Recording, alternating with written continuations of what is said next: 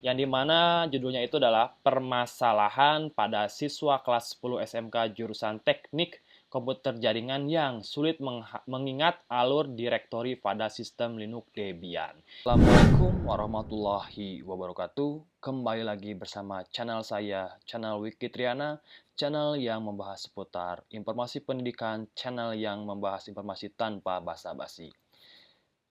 Selamat sejahtera, salam sukses untuk Bapak Ibu guru yang sedang melakukan PPG Guru Tertentu tahun 2025.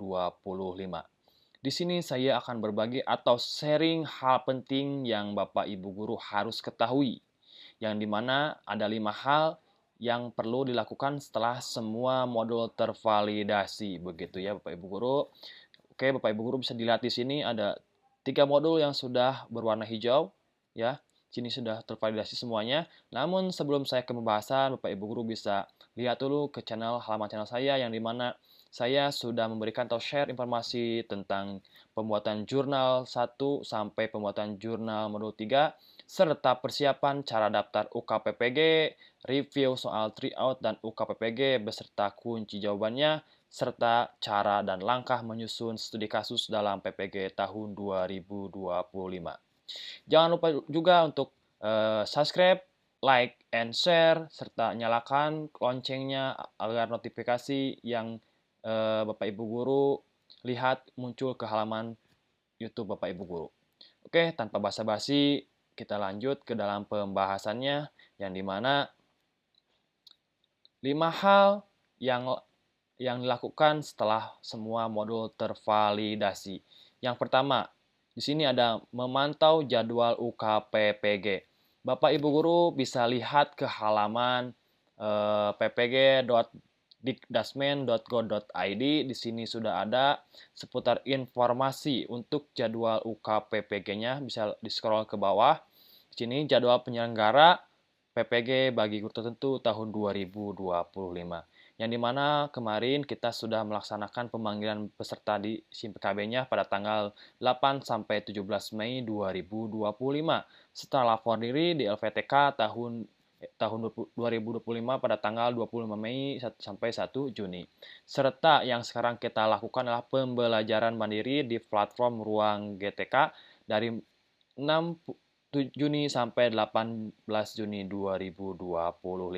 Nah, di sini pendaftaran UKPPG itu pada timeline-nya pada 7 sampai 9 Juli 2025.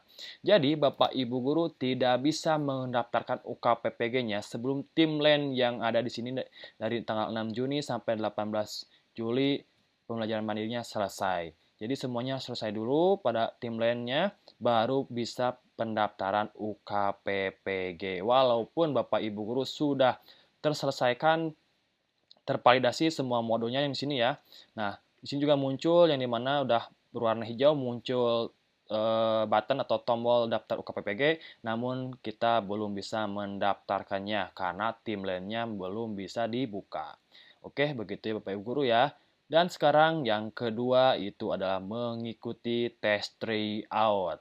Nah, tes tryout ini sudah terbuka juga setelah melakukan validasi semuanya beres.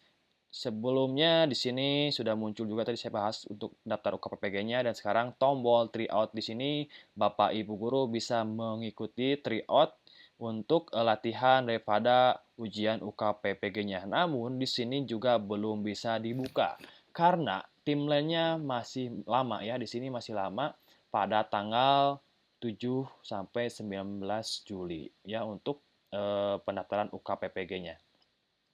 Serta Bapak Ibu guru di sini mulai lagi kepada poin ketiga. Ini hal penting yang harus Bapak Ibu guru pahami, yang dimana yang ketiga itu membaca modul ajar, membuat studi kasus, dan membuat modul ajar. Yang dimana modul ajar tersebut Bapak Ibu guru bisa lihat di ruang GTK-nya. Untuk modul-modulnya bisa dilihat ya, atau misalkan Bapak Ibu guru malas untuk mendownloadnya, nanti saya sharekan atau simpan di deskripsi. Walaupun Bapak Ibu guru kemarin sudah mendownload sebelumnya untuk sebelumnya pembelajaran pada ruang GTK, yang dimana modul ajar pertama yaitu di sini sudah ada ya saya modul ajar yang dimana untuk SMK pembelajaran mendalam, untuk pendidikan bermutu untuk semua. Di sini ya, ini nanti saya sharekan atau disimpan di deskripsi bila Bapak Ibu guru belum mendownload di ruang GTK-nya. Yang kedua, modul ajar yang kedua adalah buku ajar pembelajaran sosial emosional juga. Ini Bapak Ibu guru bisa baca-baca lagi ya, pelajari lagi untuk materi-materinya karena semua materi yang ada di sini akan muncul pada ujian UKPPG. Setelah yang terakhir ada modul yang ketiga yaitu filosofi pendidikan dan pendidikan nilai. Ini juga sama, Bapak Ibu guru sebenarnya bisa download di ruang GTK atau nanti saya simpan filenya di deskripsi untuk Bapak Ibu download seperti itu. Setelah Bapak Ibu guru belajar dan membaca lagi soal materi seperti ini, nanti Bapak Ibu guru bisa lanjut untuk membuat studi kasusnya ya. Membuat studi kasus seperti ini ya. Nah, saya sudah membuat studi kasus contohnya seperti ini. Saya akan buka dulu.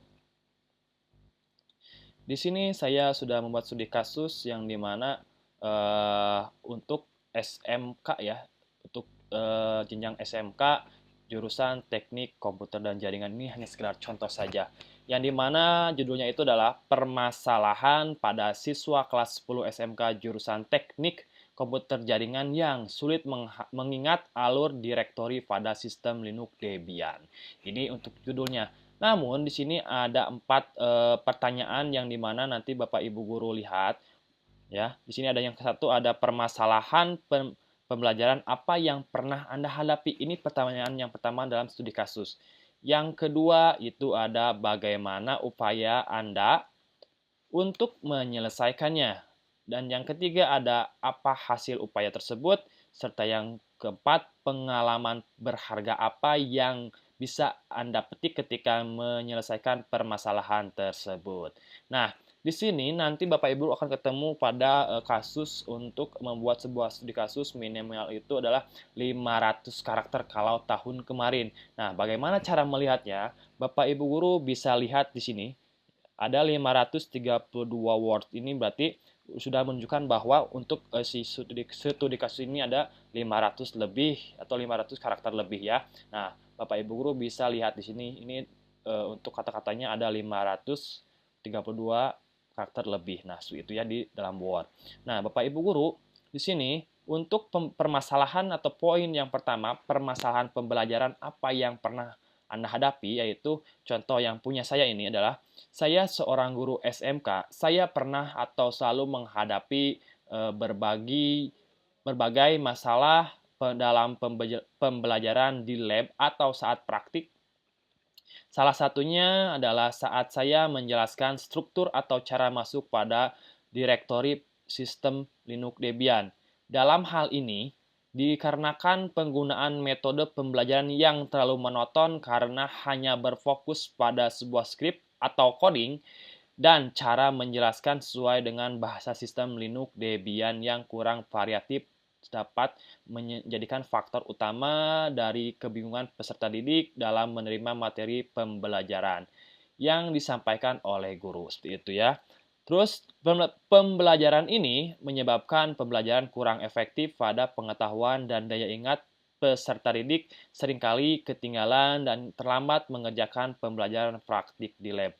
Contoh yang dimana permasalahannya itu adalah ketika saya menjelaskan user cara masuk pada sebuah sistem direktori Debian dengan bahasa sistem yang dimana coba bagaimana masuk pada direktori dokumen yang ada di direktori home. Otomatis jawabannya pasti ketikan perintah cd lalu /home /dokumen. Ini secara sistem komputernya atau sistem Linux Debian-nya. Namun peserta didik di sini sulit untuk mengingat bahwa ketika perintah itu diketikkan, rata-rata peserta didik itu kelupaan dengan slash-nya. Jadi cd home /dokumen atau langsung misalkan cd dokumen seperti ini. Nah, seperti ini biasanya peserta didik yang sering saya alami dalam praktik di lab seperti itu ya. Namun peserta didik tetap salah mengetik ketika perintah karena kurang mengerti sistem Linux Debian.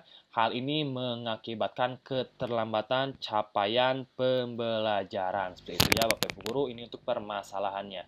Yang kedua ada bagaimana upaya Anda untuk menyelesaikannya seperti itu ya. Nah, untuk mengatasinya, saya menerapkan beberapa strategi dan metode pembelajaran agar peserta didik dapat nyaman dan memahami apa yang saya sampaikan.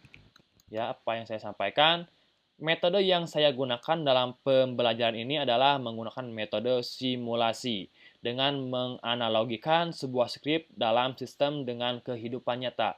Kenapa dalam kehidupan nyata? Jadi ketika saya memerintahkan bagaimana cara masuk ke dalam sebuah direktori ya, sebuah direktori, maka saya akan rubah cara berpikir peserta didik dengan mengganti bahasa sistem dengan bahasa kehidupan sehari-hari begitu. Anggap di sini CD sebagai jadi perintah CD sebagai tolong Anda masuk seperti itu ya. Jadi ketik CD itu jadi tolong Anda masuk yang dimana directory itu sebagai sebuah ruangan. Jadi tolong Anda masuk ke dalam sebuah ruangan seperti itu ya. User sebagai peserta didik begitu. Itu analoginya yang dimana directory home sebagai lingkungan sekolah dan tanda slash itu atau garis miring ya garis miring sebagai pintu masuk. Contohnya seperti ini. Coba bagaimana cara masuk ke dalam sebuah direktori dokumen yang ada di directory home. Ini untuk pertanyaannya begitu ya awalnya. Namun saya rubah pola pikirnya dengan menjadi coba bagaimana cara peserta didik masuk ke dalam sebuah ruang dokumen yang ada di dalam lingkungan sekolah. Jadi gitu analoginya. Yang dimana otomatis peserta didik akan merubah pola pikirnya dan mengetikkan perintah pada terminal Linux dengan bahasa mereka sendiri. Contohnya di sini cd/home document. Nah, otomatis nanti peserta didik itu serasa akan masuk ke dalam sebuah sistem Linux Debian-nya bahwa mereka itu akan masuk ke dalam ruangan dokumen yang dimana ada di lingkungan sekolah. Pertama-tama akan masuk dalam buka gerbangnya dulu sebagai slash-nya, masuk ke dalam lingkungan sekolah sebagai home, serta cari yang namanya ruang tangan dokumen di dalam lingkungan sekolah seperti itu. Itu untuk analoginya. Padahal itu sangat gampang sekali, tinggal ketikkan cd/home dan slash dokumen saja begitu. Namun di sini tetap peserta didik masih kurang memahami bahasa sistem daripada Linux Debian begitu ya.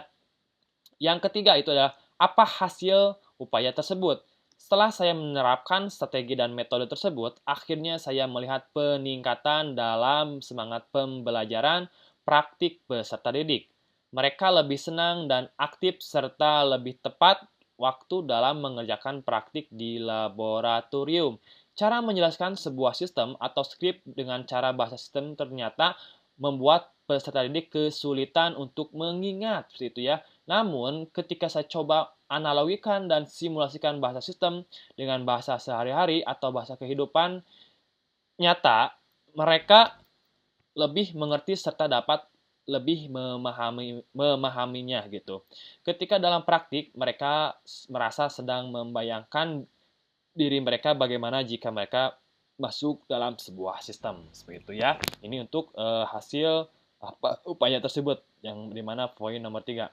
Dan terakhir yang dimana pengalaman berharga apa yang bisa Anda petik ketika menyelesaikan permasalahan peserta didik tersebut. Pengalaman ini mengajarkan saya bahwa setiap peserta didik memiliki kebutuhan belajar yang berbeda dan penting bagi seorang guru harus melakukan metode pembelajaran yang mengglobal dapat dipahami oleh semua peserta didik seperti itu. Jadi, metode pembelajaran yang variatif, penggunaan metode yang pas dapat meningkatkan kemampuan cara berpikir peserta didik maupun peserta didik yang telat cara berpikirnya dan telat cara memahaminya. Sebuah sistem pun akan sangat senang dan semangat jika cara atau metode pembelajarannya dengan menggunakan simulasi dan analogi khususnya dalam mata pelajaran saya, yang dimana mata pelajaran administrasi sistem jaringan, yang dimana sangat monoton hanya bergelut dengan sebuah skrip saja. Ini untuk contoh studi kasus mapel saya dengan dengan mata pelajaran administrasi sistem jaringan. Begitu ya Bapak Ibu guru ya. Nah, ini contoh studi kasusnya. Begitu. Terus di sini ada yang dimana membuat modul ajar. Namun di sini saya belum membuat sebuah modul ajarnya. Nanti saya akan membuat lagi video cara membuat sebuah modul ajarnya. Otomatis Bapak Ibu persiapkan saja membuat sebuah studi kasus dengan minimal 500 karakter dan membuat modul ajar seperti itu ya. Dan yang keempat itu adalah persiapan pendaftaran UKPPG. Nanti Bapak Ibu guru tinggal langsung masuk aja ke halaman UKPPG-nya atau bisa diketikkan UKPPG di sini ya. Nanti akan masuk ke halaman ini atau Bapak Ibu guru bisa masuk pendaftaran atau klik tombol pada daftar UKPPG, maka nanti akan diarahkan kepada halaman ukppg.bppd.kemendikbud.go.id seperti itu ya. Nah, di sini nanti akan masukkan sebuah username yang dimana username itu adalah nomor nick Bapak Ibu guru misalkan di sini ya. Nah, nomor nicknya. Nah, biasanya ini nomor nick yang tahun kemarin, dan untuk passwordnya itu adalah biasanya 12345 bintang. Baru nanti bisa masuk ke dalam webnya halaman UKPPG seperti itu ya. Dan yang terakhir di sini ada mengikuti ujian UKPPG. Nah, untuk mengikuti ujian UKPPG ini saya sudah jelaskan juga di video sebelumnya ya, yang dimana sudah masuk ke dalam sebuah biodata peserta UKPPG. Nah, begitu untuk mengikuti ujiannya. Nah, begitu ya Bapak Ibu guru ya, 5 hal yang dilakukan setelah semua modul tervalidasi. Mudah-mudahan ini menjadi bahan atau acuan Bapak Ibu guru untuk belajar sebelum mengikuti ujian UKPPG-nya, dan Bapak Ibu guru bisa lihat semua modul ajarnya, baca-baca serta pelajari agar pembelajarannya itu bisa dipahami. Serta Bapak Ibu guru bisa lihat pembelajaran-pembelajaran kasus-kasus untuk UKPPG atau tryout pada video sebelumnya yang video saya ataupun pada video-video yang lain. Di dalam YouTube yang lain sudah banyak menjelaskan bagaimana cara mengisi atau memilih pertanyaan-pertanyaan dalam ujian UKPPG tersebut ya Bapak Ibu guru ya. Oke, saya cukupkan sampai di sini. Mudah-mudahan ini menjadi referensi untuk Bapak Ibu guru. Saya cukupkan sampai di sini. Assalamualaikum warahmatullahi wabarakatuh.